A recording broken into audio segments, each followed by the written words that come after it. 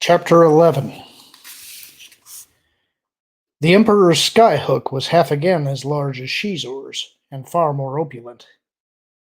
The Dark Prince preferred to keep his best treasures on the ground. He felt they would be safer there. Not that there was any real danger of a skyhook dropping out of the sky. It had happened on Coruscant but once in 100 years, and that had been a freakish combination of a power failure, a solar storm, and a freighter collision.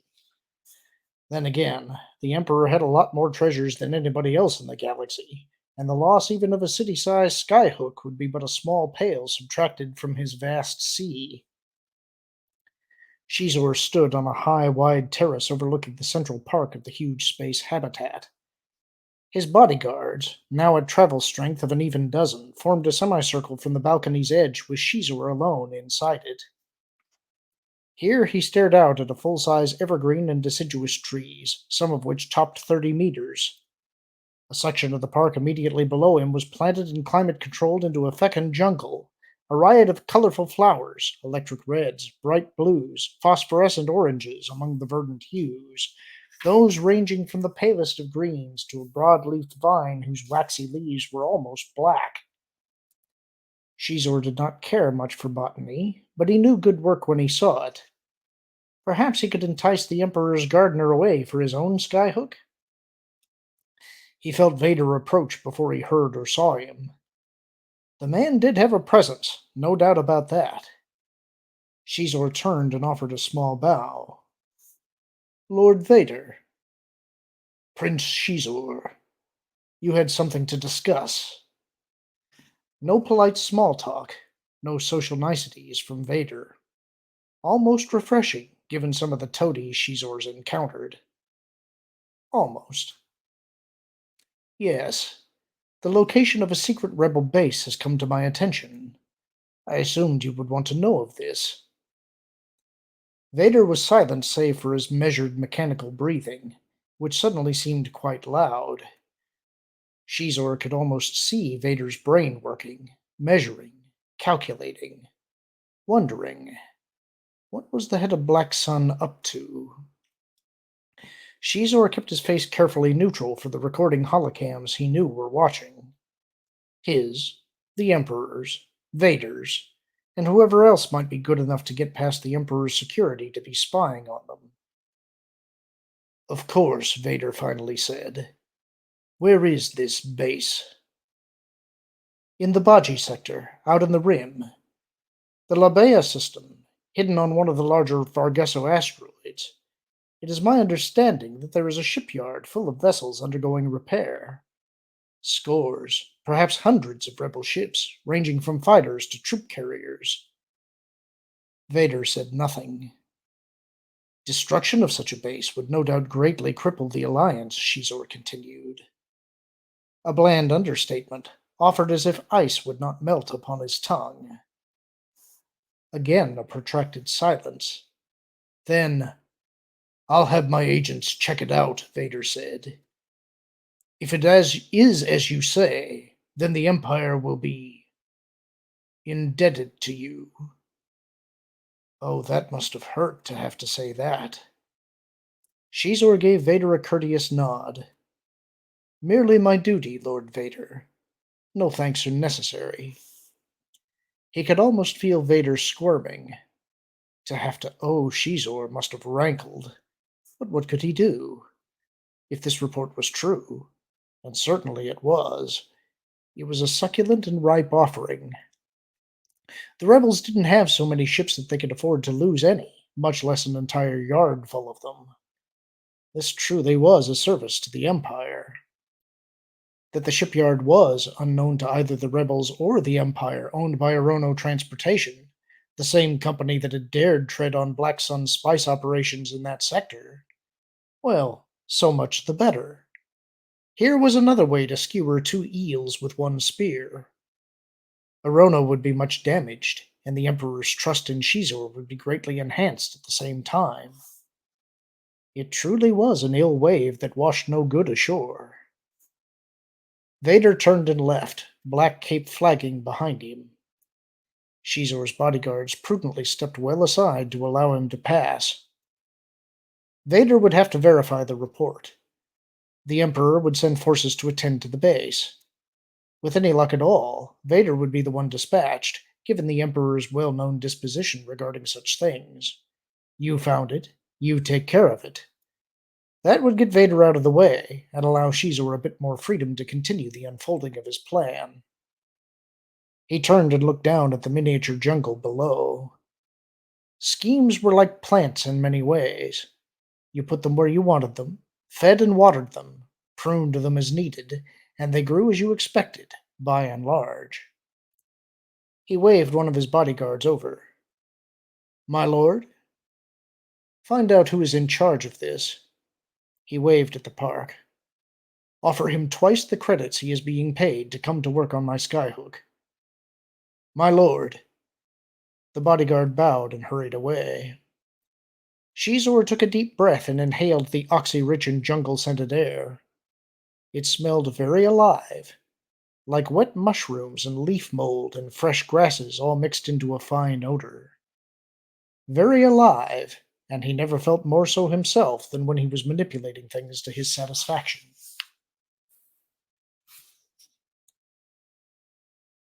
Luke covered the X-Wing with the camo netting and stood back next to R2. There, that ought to do it. From the air, the ship should be invisible, and with all its power systems shut down and offline, a flyby wouldn't pick it up on a quick sensor scan. Not that he was particularly scared after the incident with the crew chief. It just made good sense not to let passerby know there was an Alliance ship parked here. Heat rose from the ground in shimmery waves, and the sun seethed and offered yet more light and warmth than the desert could absorb.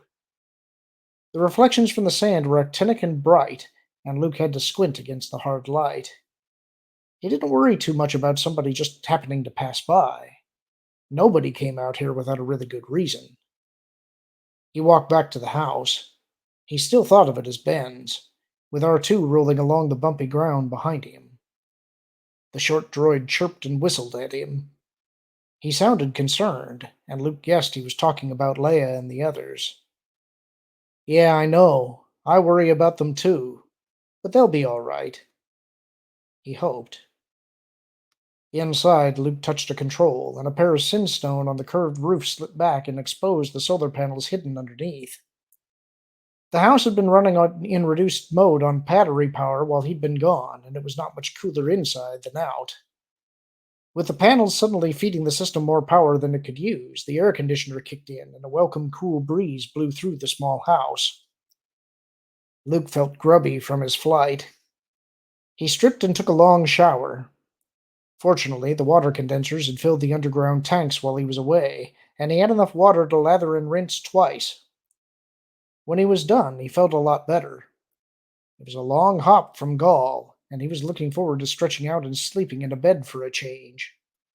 But maybe he would just finish the facets on the lightsaber jewel first. He had a lot to think about, and he didn't think he would be able to take a nap just yet. Too many things buzzing around in his head. Might as well do something useful. He put on a robe and moved to the work table. Rhodia? Leia said. Rhodia, Lando said. They were in the Falcon, moving through hyperspace. Chewie was asleep in the bunk behind the lounge, the only one long enough to hold him stretched out, and 3PO had powered down. So it was just the two of them in the cockpit. Why Rhodia? That's a long way from here, halfway to Coruscant. I know, but that's where my contact is. Name is Avaro. He owns a small casino in the gambling complex in Equator City. The complex is run by Black Sun. Avaro will know who to contact. Okay. Might be a little tricky, though. Why is that? Lando shook his head. Well, before Vader showed up on Cloud City and gave him to Boba Fett, there were other bounty hunters looking for Han. I found out when we were poking around in Mos Eisley that a Rhodian thug named Greedo caught up with Han in one of the cantinos there. Greedo was going to blast him for the reward. There was a shootout. Han walked away. Greedo didn't. So? Greedo was Avaro's nephew. You think he'll hold that against us? Leia asked. Maybe, maybe not. All I know about Rhodian customs is that they are big on hunting.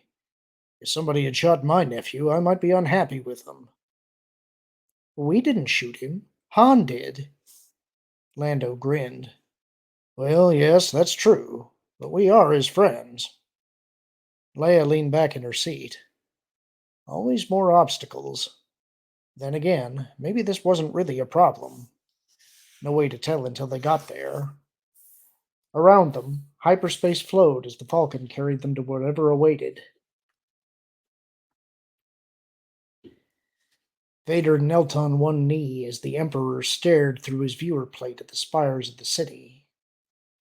Abruptly, he turned. Do get up, Lord Vader. Vader obeyed.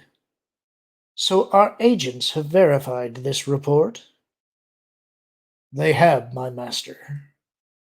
100 rebel ships, plus no doubt their pilots and officers.